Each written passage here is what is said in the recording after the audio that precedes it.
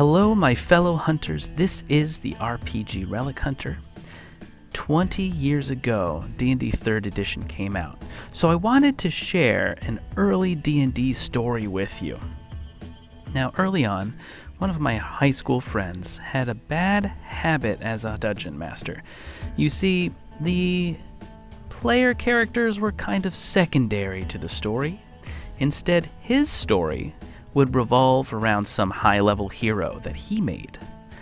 I don't know the psychology behind it, he just did it every time. So when 3rd edition came out, he had an early copy of the book and desperately wanted to run a game. We made our characters starting at level 6 because we wanted to make sure to try out the new multi-attack rules. I was a sorcerer, we had a rogue, cleric, a fighter, so pretty standard crew. The DM left the room to get something during session 0, and I made a joke about getting to meet the hero as soon as the game would start. Another friend said, yeah, we already know how this is going to go. But then the cleric player, he said, I haven't picked my god yet. Maybe we can have some fun with this. And right there, we hatched a secret plan. He was going to worship the god of trickery, and we would secretly be members of a criminal secret society. Then when the hero showed up, we could act like normal, play along, and wait for a moment to strike. The rogue was now a would-be assassin, the fighter was a thug enforcer, the cleric a voice of the god of trickery, and I was a magic specialist for crime. So the first game started, and the DM gave us our first mission from the captain of the guard. None of us were shocked when the captain of the guard said a mighty hero had been taken captive by an orc army and we were called in as new heroes to save him. I played along. I had some forethought, though, to have my sorcerer ask how was he captured.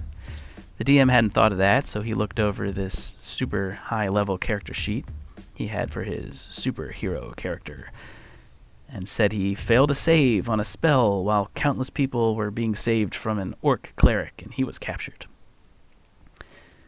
My sorcerer made a diplomacy roll to get the captain to trust me. I said I was trying out the skills and asked more about the fighter, and he said he was a high-level war hero. But hey, knowing is half the battle, right? We went to the orc camp. We fought our way through. Orc after orc fell as we battled, cleric and fighter up front, sorcerer in the back, rogue finding his way. They tried to hold up in a cave, but it was too late. We had their number and the dice were with us. Now we found the hero. He was chained up in a cell. The cell was locked and the rogue said there was a trap on it. Our thief player, thinking quickly, made an excuse that we should rest. He had a feat after all that let him reroll reflex saves. It was a once-a-day feat and he had used it. This was a reflex trap, and he failed, we would need that reroll. It was a flimsy excuse, but we all went along with it. Got our spells and HP back for what would be the real fight.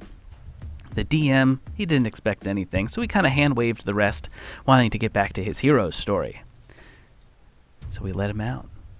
He pointed to a second locker that had his gear in it. The rogue went over to the locker like he was going to unlock it, and then turned and bam, sneak attack damage on the hero. It was on. At first, the DM didn't see what was happening, but he caught on quickly when I tried to cast Blind on his hero. He saved easily. My first experience with the fort versus will versus reflex saves of spells. Of course, we would need a will save against a fighter. The DM had to recalculate some things, since the character sheet had all his gear on him. Our fighter helped the rogue flank. The cleric was up on the other side, trying to land will saves on the hero. It was a tough fight, even flanking him, even getting attacks of opportunity, even with him being unarmed. I fired all my most powerful spells. The fighter dropped power attack after power attack, and the rogue let the sneak dice fly. The fight turned bad when the rogue was dropped unconscious. I made my way over to him to give him a cure potion, dumping it down his throat, taking a hit. Finally, the cleric landed hold person. I attempted a coup de grace, and he made the save for it. Another fort save. The fighter tried next, and of course he saved again. We knew he'd very likely break the spell on his turn. The GM grinned, knowing we were almost dead. From the ground, the rogue said he wants to coup de grace, while looking in the book. The DM says he can't. He's on the ground. He says, well, it says I can use a crossbow if I'm adjacent to the target. I mean, I am adjacent to him, aren't I? The DM says it's a full round action. He has to draw the weapon. The rogue player smiles. He took quick draw. And with that, an auto crit and all his sneak dice, the hero fell. Nat 1 on the fort save. The hand crossbow bolt pierces the neck, and he dies instantly. So we dropped the pretense from here on out, calling each other brother, splitting up the gear, all these +5 weapons, maxed out items. We were total bosses. We spent the rest of the day running and gunning with the town guard. The legit army was coming after us. It was a blast. Maybe not for our DM. But what a great intro to 3rd edition. Nowadays we play Pathfinder or Deer 20 Modern. But I'll never forget that first crazy game. And the last game, that DM used his own hero to be the star of the show.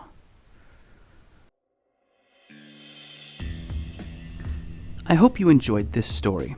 And I want to let you know I'm going to be doing a collaboration with LoadTime Entertainment. And specifically, Machine Bryant, who's going to be a streamer and a new YouTuber. This should mean a little bit more content as we work together, since, to be honest, I haven't put out much content. So I hope you enjoy that. And I hope you enjoyed this story. And remember to play like the dice are trying to kill you, because they are.